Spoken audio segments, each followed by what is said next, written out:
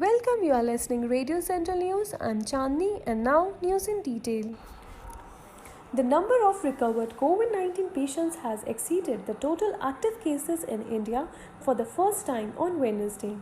India reported close to 10,000 new instances of the infection in the last 24 hours till Wednesday 8 am, pushing the country's cumulative caseload to over 2.7 lakh. The country has recorded 279 new fatalities due to the COVID-19 in the last 24 hours, taking the death toll to 7,745.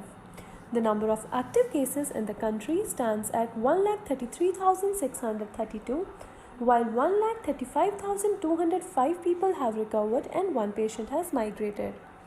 Dr. Neeraj Gupta, professor in the Department of Pulmonary Critical Care and Sleep Medicine at the Safdarganj Hospital in Delhi, said the data shows that more and more people are recovering, which is as per global trends that 80% are likely to have mild disease and make 100% recovery.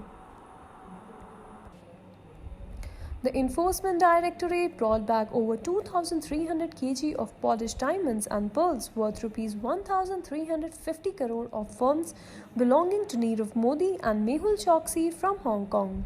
Out of the 108 consignments that landed at Mumbai, 32 belong to overseas entities controlled by Modi, while the rest are of Mehul Choksi firms. Both the businessmen are being probed by the ED under the Prevention of Money Laundering Act in connection with the over $2 million alleged bank fraud at a PNB branch in Mumbai. The valuable includes polished diamonds, pearls and silver jewellery and is worth of 1,350 crore. The ED completed all legal formalities with authorities in Hong Kong to bring back these valuables. A Hizbul Mujahideen commander was among 5 militants killed by security forces in an encounter which ensued after security forces launched a cordon and search operation in South Kashmir district of Shopian. Meanwhile, mobile internet service has been suspended in the areas to prevent rumors. With these killing, a total of 27 militants were killed in a separate encounter during the past 2 weeks. Defense Ministry spokesperson Colonel Rajesh Kalia said that Special Operation Group of Jammu and Kashmir Police, 44 Rashtriya Rifles and 178 Battalion of CRPF launched a joint CASO at village Sugu Handamaha in Shopian following a tip-off about the presence of militants. He said after sealing all exit points, security forces launched house-to-house search. However, he said when the troops were moving towards a particular area in the village, militants hiding there opened fire with automatic weapons. Colonel Kalia said security forces retaliated, ensuing in an encounter, adding 3 militants were killed in the exchange of fire. He said when security forces were sanitizing the encounter site, fresh firing exchange of fire took place during which 2 more militants were killed. A police official said bodies of all 5 militants have been recovered. The identification of the killed militants is being ascertained.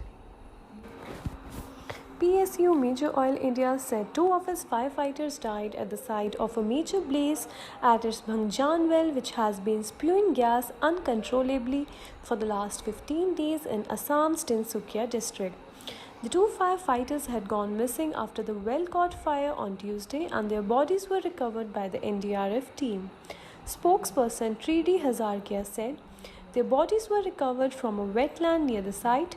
Prima facie, it looked that they jumped into the water and got drowned as there is no mark of burn injury.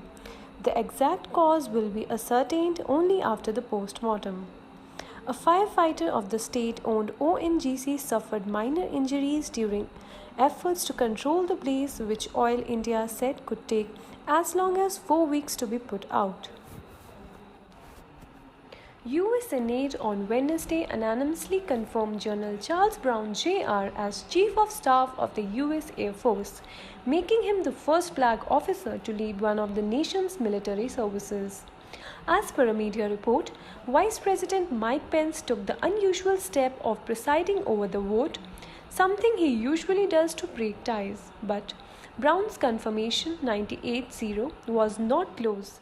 Pence called the moment historic. The vote came as the Trump administration and the mostly white Senate Republican conference grappled with the aftermath of the killing of George Floyd in police custody in Minneapolis.